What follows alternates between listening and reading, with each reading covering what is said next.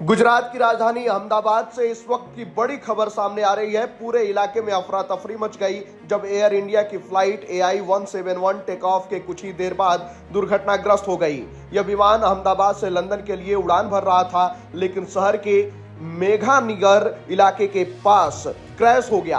हादसे के बाद मौके से उड़ता काले धुएं का गुब्बार कई किलोमीटर दूर से दिखाई दिया।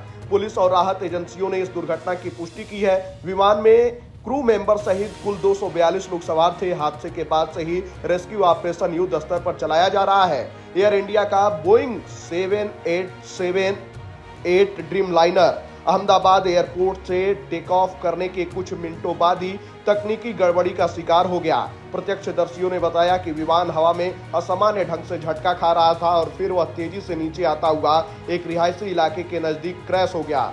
दुर्घटनाग्रस्त विमान बोइंग 787-8 ड्रीम लाइनर था, जो दुनिया के सबसे सुरक्षित और मॉडर्न विमानों में गिना जाता है।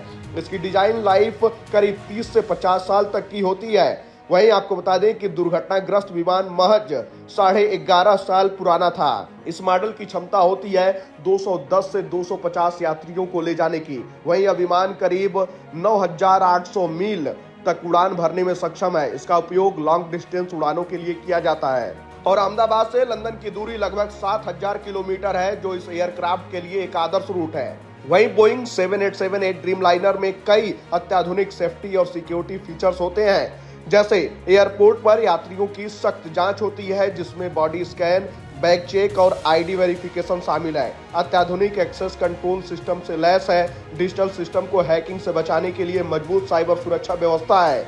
एयरलाइंस और सरकारी एजेंसियां संभावित खतरों पर रियल टाइम जानकारी साझा करती हैं। वहीं आपको बता दें कि सभी प्रमुख सिस्टम, इंजन, हाइड्रोलिक्स, इलेक्ट्रिकल्स के बैकअप मौजूद रहते हैं। वहीं GPS और ILS सिस्टम पायलट को सटीक मार्गदर्शन देते हैं।